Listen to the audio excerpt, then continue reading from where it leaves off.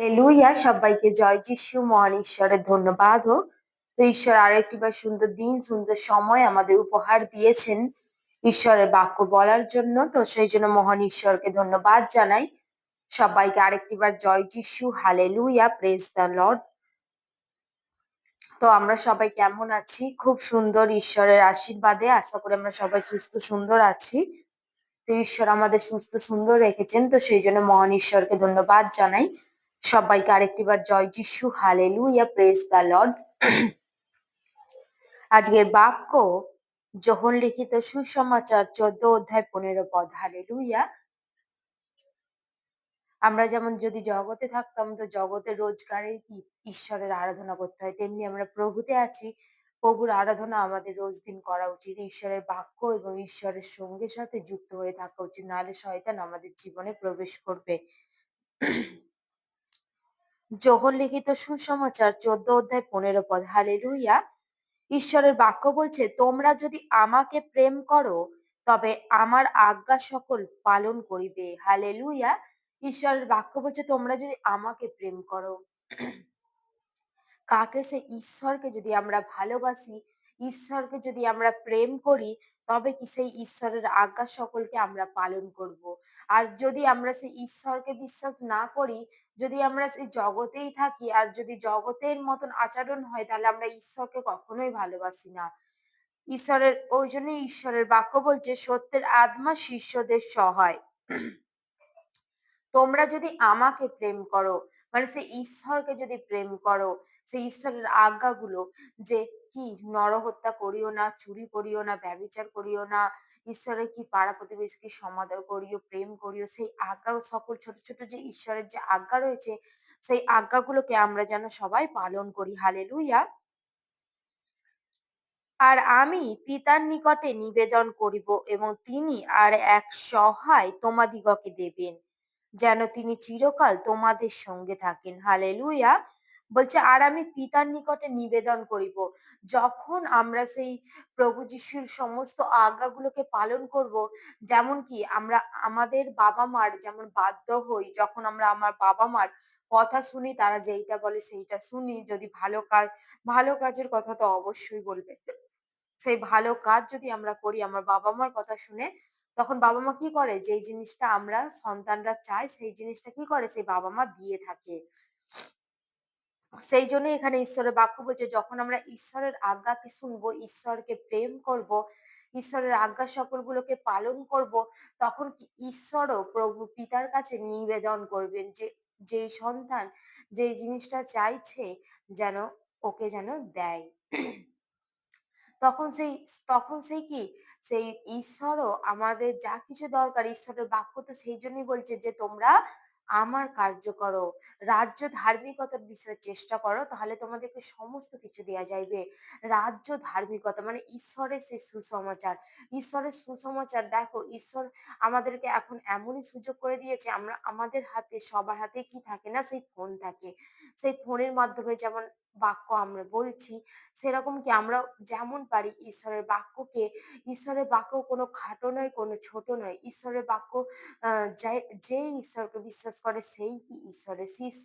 আর আমরা যদি দেখি সেই পাস্টররা অত বড় বড় কার্য করছে, কি কোনো সবাই এত বড় বড় কার্য করছে, কি আমার দ্বারা হবে না।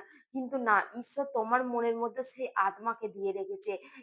পাস্টারকে যেই আত্মা দিয়েছে, পাস্টারকে যেই পবিত্র আত্মা দিয়েছে, সেই পবিত্র আত্মা কি তোমাকেও দেবে। কিন্তু তুমি সেই ঈশ্বরের আজ্ঞা সকলকে পালন করে চলো, ঈশ্বরের ব্যবহারে ব্যবস্থায় যুক্ত থাকো এবং ঈশ্বরের আরাধনা প্রশংসা করো, তবেই কি ঈশ্বরও তোমাকে আশীর্বাদ করবেন আর ঈশ্বরও তোমাকে কি করবেন? ঈশ্বরও তোমার যা কিছু চাওয়া পাওয়া ঈশ্বর পূর্ণ করবেন। হালেলুয়া! ঈশ্বর কি জীবন্ত ঈশ্বর। ঈশ্বরের বাক্য বলছে যে কি, ঈশ্বরের কর্ণ এত ভারী নয় যে তিনি শুনতে পান না। আর হস্ত এত কি হচ্ছে ভারী, হস্ত এত খাটো নয় যে তিনি আশীর্বাদ করতে পারেন না। প্রভু যিশু কি তোমার জীবনে আশীর্বাদ করবে। তুমি ঈশ্বরের আজ্ঞা সকলকে পালন করো। ঈশ্বরের আজ্ঞা সকলকে যখন তুমি পালন করবে, ঈশ্বরও তোমার কি কি চাওয়া পাওয়া ঈশ্বর তোমার পূর্ণ করবেন। হালেলুয়া! বলছে, তিনি সত্যের আত্মা, জগৎ তাহাকে গ্রহণ করিতে পারে না। বলছে কি, তিনি সত্যের আত্মা। আমরা কখনো কেউ যাচাই করে দেখি না যে কোনটা সত্য আর কোনটা মিথ্যা। আমরা কার আরাধনা করছি। কিন্তু প্রভু যিশু বলছেন যে তিনিই সত্যের আত্মা। তিনিই কি একমাত্র প্রভু যিশু বলছেন যে তিনিই সত্যের আত্মা। জগৎ তাহাকে গ্রহণ করিতে পারে না। দেখো সেই প্রভু যীশু যখন এসেছিল জগৎ কি তখনও সেই প্রভু যীশুকে নিন্দের তাড়না দিয়েছিল। সেই তখনও কি করেছিল? প্রভু যীশুকে মেনে নিতে পারেনি। সেই প্রভু যীশুকে গ্রহণ করেনি।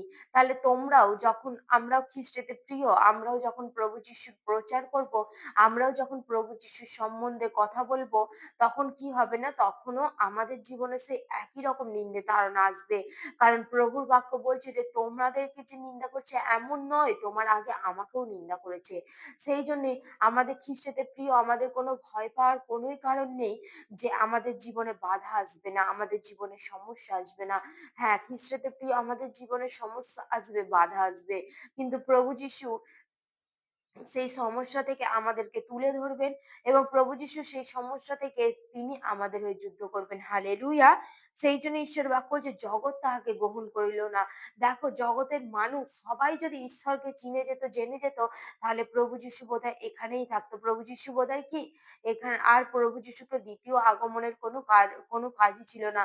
কিন্তু যেহেতু অনেক মানুষ এখনো পর্যন্ত প্রভু যীশুকে জানে না, চিনে না, সেই জন্য কি প্রভু যীশুর আসতেও দেরি হচ্ছে। কারণ প্রভু যিশুর বাক্য বলছে যে একটা আত্মাও যেন বিনষ্ট না হয়। ঈশ্বর চান যে প্রত্যেকটি আত্মা যেন সেই স্বর্গরাজ্যে ঈশ্বরের আরাধনা, স্তুতি, প্রশংসা করতে পারে। হালেলুয়া! সেই জন্য ঈশ্বরের বাক্য বলছে, আমি তোমাদিকে তোমরা তাহাকে জানো, কারণ তিনি তোমাদের নিকটে অবস্থিতি করেন ও তোমাদের অন্তরে থাকিবেন। বলছে তোমরা তাহাদেরকে জানো। কারণ তিনি তোমাদের নিকটে অবস্থিতি করেন ও তোমাদের অন্তরে থাকিবেন। আমি তোমাদেরকে অনাথ রাখিয়া যাইব না, আমি তোমাদের নিকটে আসিতেছি। হালেলুয়া! সেই ঈশ্বরের বাক্য হচ্ছে আমি তোমাদেরকে অনাথ রাখিব না। দেখো আমাদের কত আনন্দের বিষয় যে প্রভু যীশু আমাদের আব্বা পিতা। প্রভু যীশুর সন্তান আমরা।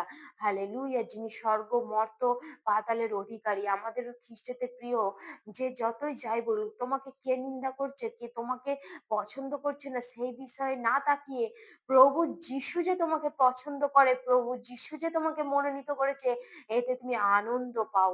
এতে তুমি আরো উল্লাসিত করো যে হ্যাঁ, প্রভু যিশু তোমাকে মনোনীত করেছে। হ্যাঁ, প্রভু যিশু তোমাকে গ্রহণ করেছে। প্রভু যিশু তোমাকে সন্তান বলেছে। এইটা নিয়ে তুমি আনন্দ করো। তুমি যখন প্রভু যিশুতে আসবে, তখন অনেক মানুষের সমস্যা আসবে। কিন্তু ঈশ্বর তোমার যদি সঙ্গে থাকে, যে তোমার সঙ্গে নেই তা নিয়েও কোনো তোমার চিন্তা নেই। হালেলুয়া!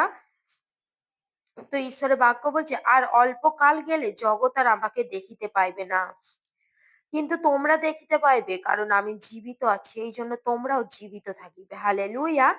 বলছে আর অল্পকাল গেলে মানে সেই প্রভু যীশু যখন আসবেন তখন কি জগতের মানুষকে সেই ঈশ্বরের ভজন গানে আছে না, হে পৃথিবীর লোক চিন্তা করো রে, প্রভু যীশু যখন আসবে তোমরা কি করিবে রে।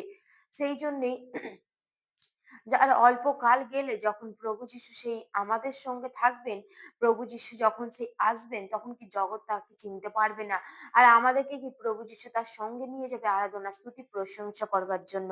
হালেলুয়া! কারণ প্রভু যীশু সেই জীবিত আছে।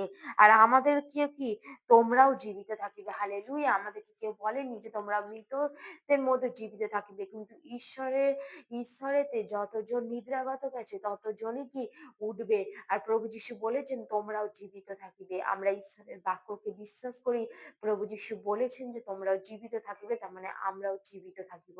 হালেলুয়া! ঈশ্বরের বাক্যে ঈশ্বর আশীর্বাদ করুক সবাইকে। জয় Jishu. Hallelujah! Praise the Lord. Amen.